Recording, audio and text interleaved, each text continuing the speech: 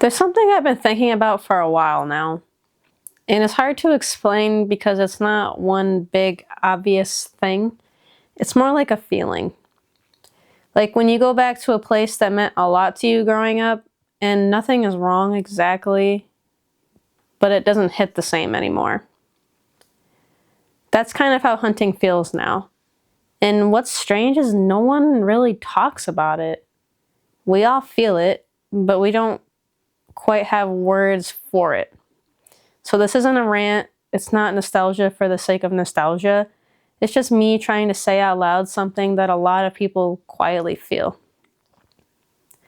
I think the first place you notice it is deer camp, or what used to be deer camp.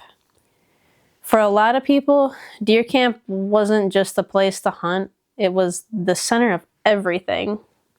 It was where stories got told for the 100th time, where kids fell asleep on couches in muddy boots, where mornings started way too early and nights went way too long. It didn't matter if you tagged out or not, you were there. And now, for a lot of folks, that camp is quieter, or smaller, or gone completely. Some camps sold off land because taxes went up. Some families drifted apart. Some people just stopped coming. And nobody really announced it. It wasn't dramatic. It just slowly faded. One year, fewer guys showed up. The next year, the stove didn't get lit. Then one season, it didn't happen at all. I think that's part of what makes this so hard to talk about. People aren't quitting hunting loudly. They're not making posts about it. They're not saying I'm done. They're just quietly walking away. Life gets busier, work gets heavier, kids' schedules fill up, and access gets complicated.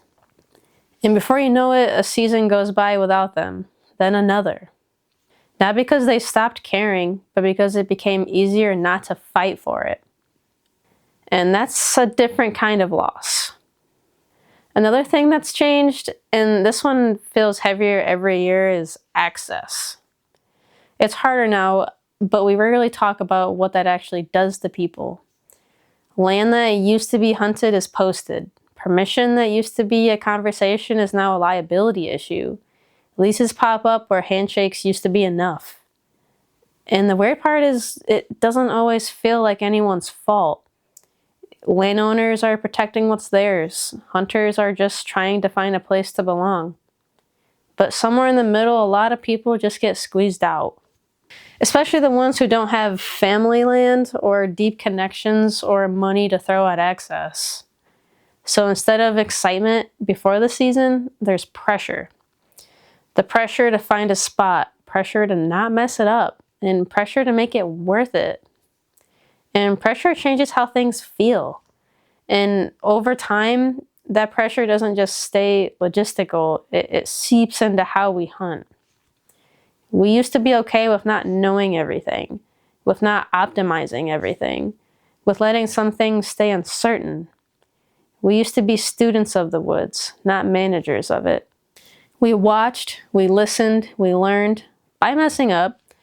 Now it feels like we're expected to control it, predict it, and dial it in. And when you turn something wild into something managed, you lose some of the mystery. And mystery was a big part of the magic. Hunting used to feel communal. You learned from people. You messed up in front of people. You shared success and failure with people. Now a lot of it feels fragmented. Everyone's on their own little island. Private spots, private strategies, private successes. And social media didn't cause all of this, but it amplified it. And now hunting it's something you do. It's something you compare.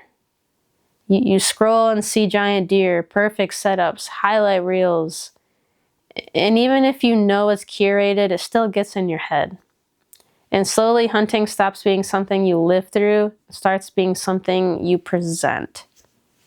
And that's exhausting. There's also less room now to just be new, or to be average, or to be learning. Everything feels louder, more judged, more polarized. Public versus private, modern versus traditional, right way versus wrong way. Somewhere along the line, we lost the quiet space where hunting was just hunting, where it didn't have to be defended or explained or optimized. And when something that used to bring peace starts bringing tension, people back away. Not because they don't love it, but because they're tired. I think that's the part no one really talks about. The emotional shift. The sense that something important is slipping, not all at once, but piece by piece. The traditions that don't get passed down because there's no place to pass them down to. The conversations that don't happen because the people aren't around anymore. The feeling that hunting used to connect people and now sometimes it isolates them. And again, this isn't about blame. It's about honesty. Because pretending everything is fine doesn't fix anything. The truth is, hunting still matters deeply. That's why this feels so uncomfortable. You don't grieve things you don't care about. You don't notice a shift unless something meant a lot to you in the first place. So maybe what we're really feeling isn't loss, but transition. And transitions are awkward. They don't come with instructions, but they do give us a choice. We can let this thing slowly drift into something cold and transactional, or we can start talking about it out loud. Make room again. Let hunting feel human. We can rebuild communities in smaller ways. We can make room for people who feel like they don't fit anymore. We can stop pretending everyone has equal access or equal experience. And we can say honestly, this feels different. Because naming something is the first step to protecting it. If hunting has felt off to you lately, you're not imagining it, and I don't think you're alone. Something has changed. The question is, what do we want it to become next?